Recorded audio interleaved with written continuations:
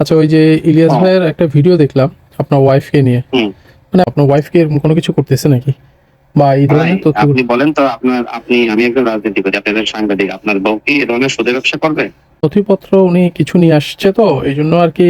কিসের নথিপত্র আনতে? ওর প্রথম তো আপনাকে বলিস, আমি একটা পোস্ট দিয়েছি, আমার পোস্টটা পড়েন।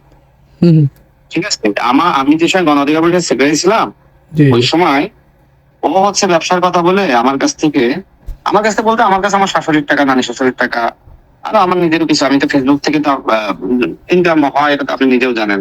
হুম হুম হুম, হ্যাঁ, জি নিজেও ফেসবুক থেকে অনেক টাকা ইনকাম করছে। হুম হুম, তো ওই সময় উনি ওই টাকা নিচ্ছিল 7.5 লাখ টাকা। আচ্ছা আচ্ছা ওই সময় 7.5 লাখ টাকা নিয়ে আমাকে ওর নিজ থেকে ডকুমেন্ট দেওয়া দিবে, কিন্তু আমার কাছে না, অন্যজনের কাছ থেকে দিছিল। আর আমি কালকে ফেসবুকে পোস্ট দিছি, সেই আমার ডকুমেন্ট না, আমি আরেকজনের ডকুমেন্ট দিয়ে দেখেন, সেখানে সে একই কথা লিখছে। ঠিক আচ্ছা আছে, আপনাকে আমি পাঠাইতেছি। আর উনি তো, ওনার সাথে আমার কোনো সমস্যা নেই, আর সবাই উনি মানে কি বলবো, বুঝতে পারছি। আমি করার পরে ওনার সাথে আমার কোনো গ্যাঞ্জাম নেই যে উনি পোস্ট দিবে। আপনাকে আমি সব ডকুমেন্ট পাঠাইছি, দেখেন আমার ডকুমেন্ট না, আমি আরেকজনের ডকুমেন্ট পাঠাইছি, দেখেন চেক করেন। না একই না, কথা লেখা, শুধু নাম পরিবর্তন, এইভাবে লিখেছে। এটা বিশ্ব প্রতারক। এবং আচ্ছা আমি তো তার কাছে টাকা পাই, তার নিজের স্ক্রিনশট দেখেন, আমাদের সব প্রমাণ রয়েছে, রেকর্ড রয়েছে, আমি থানায় অভিযোগ দিয়েছিলাম আমি নাকি সুদের ব্যবসা টাকা দিচ্ছি। আচ্ছা আচ্ছা, একটা মানুষের তো একটা লিমিট থাকে, তাই না? এই যে দেখেন, লেখা দেখছেন, দেখেন ও নিজে হ্যাঁ লিখছে হ্যাঁ, আমি দেখছি। 4% লাভ দিবে, ওর নিজের লেখা, আরেকজনকে দিয়েছে সেম। দ্বিতীয় পক্ষকে আমি প্রতি মাসে 4% হারে লাভ প্রদান করিব। এটা ওর হেলেনার আইনজীবীর লেখা, এই আমার নাম না, ফারুক মিয়া, দেখেন এটা আমার না। আচ্ছা আচ্ছা, ঠিক আছে, জামাতে নিয়ে এত গালিগালাজ করা বা এইটা আপনার কারণ কি? আপনি তো একটা ভদ্র মানুষ, আপনার কাছ থেকে তো এটা প্রত্যাশা করি না। কারণ আপনি তো আসলে, মানুষ তো আপনাকে পজিটিভলি দেখে, মানুষের মনের মধ্যে একটা কনফিউশন তৈরি হয়ে গেছে ভাই আর কি। আমার কাছে আপনি কি প্রত্যাশা করেন? না, এখানে আমার অন্যায়টা কোথায়? আমি না একজনকে না না না, ওইটা মানে বলতেছি আমার না। কাছে ব্যবসা বলে টাকা নিয়েছে, এটা কি আমার অপরাধ? না না, ওইটার জন্য না, আমি ওইটা বলতেছি। আমি বলছি আপনি জামাত, তারপরে অন্যান্য এদেরকে আপনি গালিগালাজ করেন, এদের বিরুদ্ধে কথা বলেন, এটা তো আসলে আপনার সাথে মানায় না। আপনি বিএনপি করেন, সমস্যা নেই ভাই এটা। জামাত জামাত আমার বিরুদ্ধে কি বলে আপনি বলেন তো? আপনাকে দেখবেন ইনবক্সে, আমার আমার পাঠান তো। ইনবক্সে ঢুকতে পারি না। এখন জামাতের, এখন ধরেন অনেকে আছে জাউরা টাইপের, ঠিক আছে, এটা অনেকেই দেখা যায় যে এই যে এটাকে, আপনি বলছেন জাউরা টাইপের, তাই না? জাউরা না টাইপের না না, এগুলো হয়তো বা জামাতের নাম দিয়ে করতেছে, একটা কথার কথা, কিন্তু জামাত তো পজিটিভ আপনাদের ব্যাপারে। আপনাদের ব্যাপারে তো জামাত অলওয়েজ, মানে আমরা যতটুকু কথা বলি, কখনো মানে আপনাদের এগেনস্টে কথা বলেন, অনেস্টলি বলতেছি। কারণ আপনাদেরকে মানুষ ভালোবাসে, সত্যি কথা, আপনাদেরকে ভালোবাসে।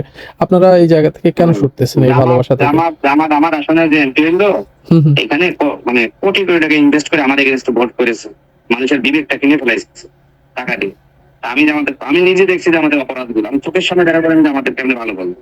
কিন্তু আপনাদের দেখেন এই দুই একজন দিয়ে তো, 6টা করে কোরবানি দিয়েছে, আমাদের এক একজন এমপি 100 টাকা করে কোরবানি দিয়েছে, 65টা দিয়েছে। তাদের তো ভালো ডোনেশন উঠে, বুঝছেন, তাদের তো ডোনেশনের অভাব নাই।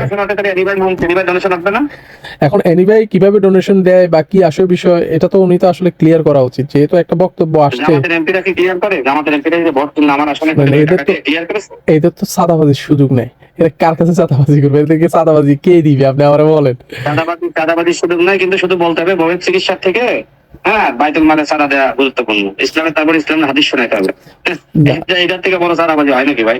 ভাই শুনেন, এখন কথা হচ্ছে, এগুলা তো কথা বললে তো আসলে অনেক তর্কে যাবে। আপনি আসলে, আমি আর, তোমার যে টাকা নাই। আচ্ছা, এর ফারুক খানটা কে আমার একটু ক্লিয়ার করবেন? আপনাদের গণ ও আচ্ছা আচ্ছা, ঠিক আছে, সমস্যা নেই, আমি ওনারা এটা ফরওয়ার্ড করতেছি। ফারুক ভাই নাম্বার দিয়ে দিয়েছি, আপনি ফোন দিয়ে ফারুক ভাইকে জিজ্ঞেস করেন তার কাছ থেকে কত টাকা নিয়েছে। এই যে নাম্বার দিয়ে দিয়েছি, নাম্বারটা দেন, আমার অসুবিধা নেই, আমি অসুবিধা নেই। নাম্বার দিয়েছি। ঠিক আছে, আপনাদের কার্যক্রম, সবার কার্যক্রম মিলায়া একটা কনফ্লিক্ট তৈরি গেছে, কিন্তু আপনারা এক ছিলেন, কিভাবে এটা বিচ্ছিন্ন হলো? এটা তো একটা প্রশ্নবিদ্ধ, বুঝছেন? আপনাদেরকে একটা জায়গা থাকার কথা ছিল, কিন্তু আপনারা এখন কেন যে এইভাবে বিচ্ছিন্ন হলেন, আল্লাহ ইজ নোস। কিন্তু এখন এটা আল্লাহ ইজ নোস, ঠিক আছে, পাবলিকের কাছে গেলে বোঝা যায় আসলে কার বিশ্বাসতা আছে, কি আছে না আছে। যারা বাংলাদেশের রাজনীতি করে, আমি বহু রাজনীতিবিদের থেকে ভালো। আপনাকে ফোন দিছি। 18 সালের কোটা আন্দোলন, আপনি ইতিহাস কখনো তো জানলে কি বলবো, আমি আমার জীবনে সর্বোচ্চ দেখছি। ভাই আমরা দেখছি না, আবার কোটা ফিরে আসছে। 18 সালের কোটা, এটা তো আমি দেখছি। ফিরে আসার পর সর্বপ্রথম আমি সিদ্ধান্ত নিচ্ছি এটা আর কোটা আন্দোলন রাখবো না, এটা অন্য আন্দোলন হবে। আপনি সালাউদ্দিন আহমেদ স্বরাষ্ট্রমন্ত্রীকে জিজ্ঞেস করে দেখেন, এমনকি প্রধানমন্ত্রী তারেক রহমানকে যদি সুযোগ হয় কখনো জিজ্ঞেস করে রাশেদ খান কি করছিল, আপনাদের কি বলছিল? একজন চিটারকে আমি ধরবো না ভাই, ডেফিনেটলি সে যদি প্রতারণা করে, ডেফিনেটলি আপনি ধরবেন না কেন? আর তাহলে ইলিয়াস ভাই একজন প্রতারকের পক্ষে অবস্থান কি হয় না? তাকে তো আমরা একজন ধার্মিক মুসলমান, একজন ভালো মানুষ হিসেবে জানি।